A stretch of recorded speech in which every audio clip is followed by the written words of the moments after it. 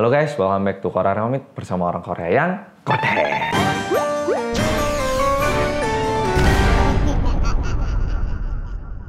Oke, follow-follow. Kali ini aku kembali lagi dengan cerita KPBK.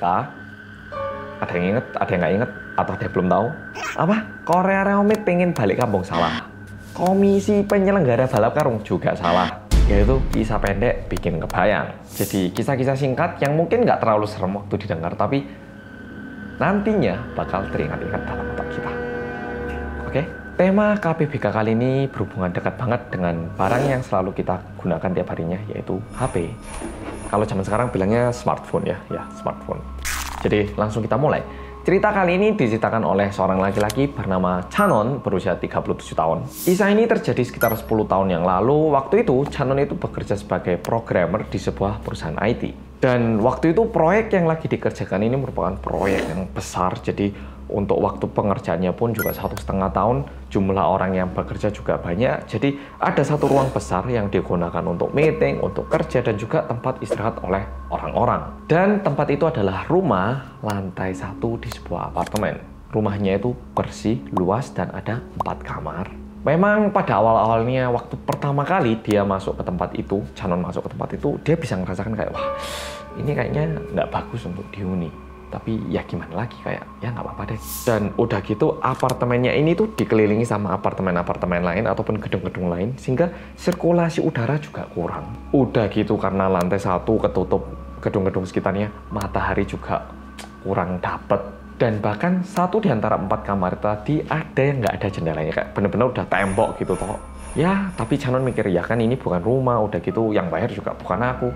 Ya kantor kan ya, nggak apa-apa deh. Dia mikirnya kayak gitu. Dan pada suatu hari Chanon itu bekerja hingga jam 11 dan dia kan seharusnya pulang ya. Tapi karena dia tuh udah kecapean, dia mikir kayak, aduh nggak apa-apa deh, hari ini aku tak tidur di kantor saja. Dan karena Chanon ini capek banget, dia itu nggak lama udah langsung kayak udah setengah tidur gitu ya.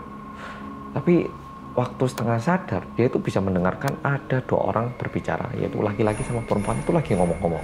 Dan lokasi apartemennya ini itu ada di Gangnam, jadi benar-benar di tengah kota gitu ya.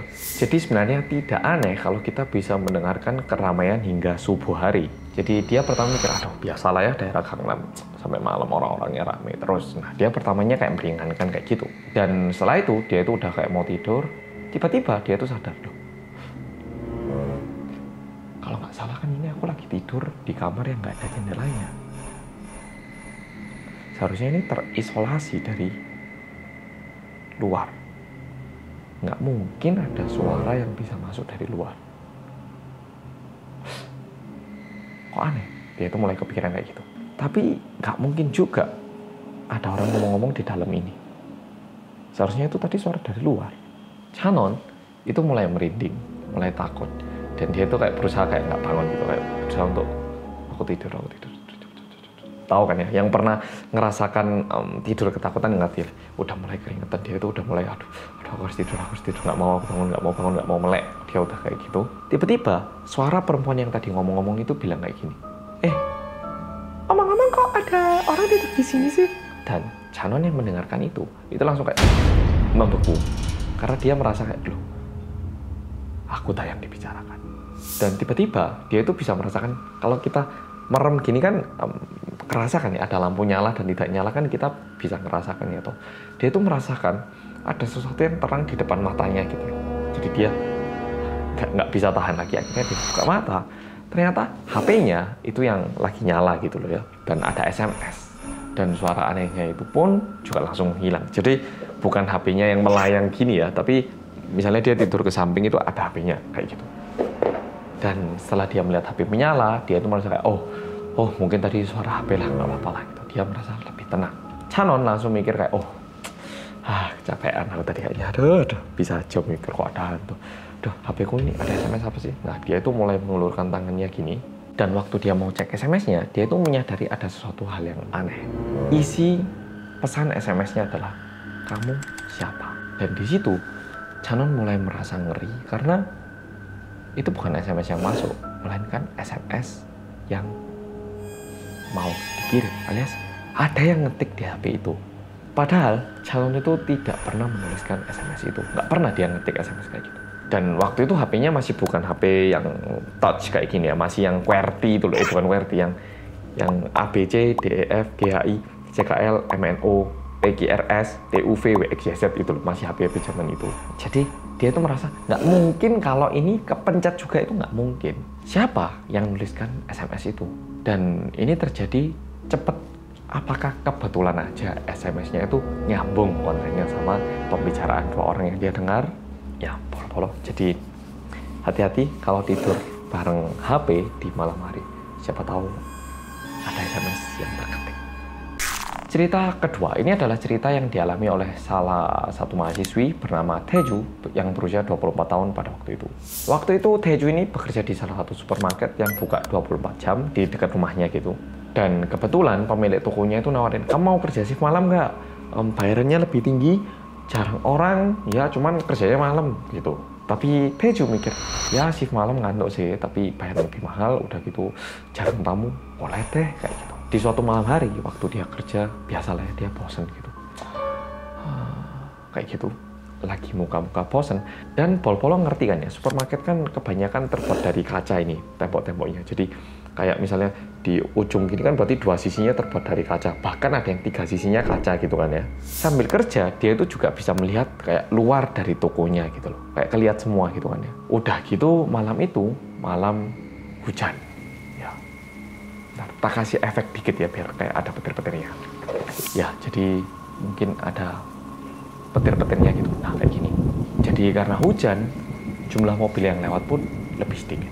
Dan karena di seberang tokonya ini ada tanah kosong, Taeju ini berusaha untuk tidak melihat ke daerah situ. Takutnya dia lihat apa-apa gitu loh. Dan karena nggak ada tamu, dia akhirnya mulai ngantuk dan tertidur. Tiba-tiba HP-nya berdering. Ring ding dong, ring ding dong, ring ding ding ding ding ding ding dong. Kayak gitu. Dan waktu dia lihat layar HP-nya, itu tertulis unknown alias tidak diketahui. Taeju itu udah sering gitu loh, ada telepon-telepon masuk gitu yang tidak diketahui. Jadi dia kayak nggak terlalu pikir panjang. Jadi karena dia udah biasa, dia tuh langsung angkat aja. Halo? Tapi dia nggak bisa mendengar suara apa-apa. Dia ngomong lagi, halo? Tut, tut, tut, tut. Kayak gitu. Dia mikir, oh biasa lah ya, telepon iklan kayak atau salah telepon gitu. Pada waktu itu tiba-tiba langitnya itu mulai lebih mendung lagi, mulai kayak gemerut petir dan ada peledak. Kayak gitu. Dan pas itu Taeju itu noleh ke tanah kosong itu tadi. Dan Taeju ini menyaksikan ada sosok yang menyeramkan di tanah kosong itu tadi. Taeju yang melihat itu nggak bisa gerak, cuman kaget. Dan sosok menyeramkan ini adalah seorang perempuan yang mengenakan seragam SMA. Siswi SMA ini berdiri di tanah kosong menghadap arah supermarket. Seragamnya itu udah gitu agak sobek dan kotor. Terlihat dari kulit tangan atau kakinya itu dia terlihat pucat banget. Dan rambutnya itu terurai sehingga mukanya tidak bisa terlihat dengan jelas. Sesaat itu Taeju langsung merasa kayak, wah, ini kayaknya bukan manusia ini. Dia itu udah bisa ngerasakan kalau itu bukan manusia. Dan waktu itu lagi musim gugur, musim hujan. Jadi suhunya itu bisa dibilang lumayan dingin sebenarnya. Jadi nggak mungkin kalau ada seorang SMA mengenakan seragam. Udah gitu seragam yang digunakan adalah seragam musim panas di malam hari. Setelah itu Taeju memutuskan untuk tidak melihat daerah itu. Tapi dia kepikiran lagi, aku salah lihat nggak sih? Dan dia memutuskan untuk noleh lagi ke arah tanah kosong itu. Tapi ternyata udah nggak ada apa-apa. Dia langsung mikir, oh, imajinasiku kayaknya untung aja nggak ada apa-apa. Dan waktu dia lihat jam di HP-nya, itu jam 3.13. Dia langsung bilang, oke, 4 jam lagi, 4 jam lagi bisa pulang, 4 jam. Kayak gitu. Dan waktu itu tiba-tiba HP-nya itu berdering lagi. Ring ding dong, ring ding dong, ring ding ding ring ding dong. Kayak gitu. Dan dia langsung lihat HP-nya dong. Tapi HP-nya itu nggak ada apa-apa gitu, kayak mati gini. Dan nggak ada suaranya. Dia mikir, ini suaranya dari mana sih? Dan perlahan dia mulai mencari sumber suara ini. Dari mana sih suaranya? Tapi dia itu nggak bisa menemukan sumber suaranya. Di tengah-tengah pencarian, dia itu nggak sengaja melihat cermin cembung yang ada di dalam supermarket itu. Tahu kan ya, cermin cembung di dalam supermarket. Dan waktu dia lihat itu, Haejung langsung membeku di tempat lagi. Dia ngerasa kayak jantungnya itu mau copot, dan melalui cermin cembung itu sebenarnya dia bisa melihat bagian belakang dia. Dan ternyata di situ ada siswi yang tadi dia lihat berdiri di tanah kosong itu tadi. Jadi siswinya ini ada tepat di sebelahnya dia. Terlihat jelas kalau ternyata siswi itu sedang menyanyikan lagu yang seharusnya muncul dari HP-nya.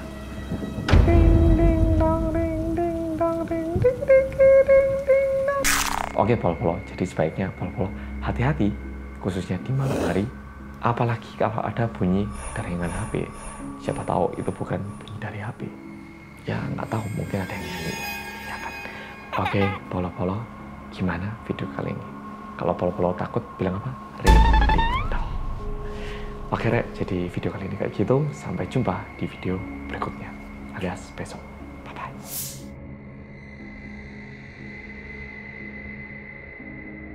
Boleh nggak Bu hasil rekamannya saya dengar Bu? Soalnya tadi saya beneran nggak ketawa Bu. Oh baik Bu, hari ini adalah hari yang cerah.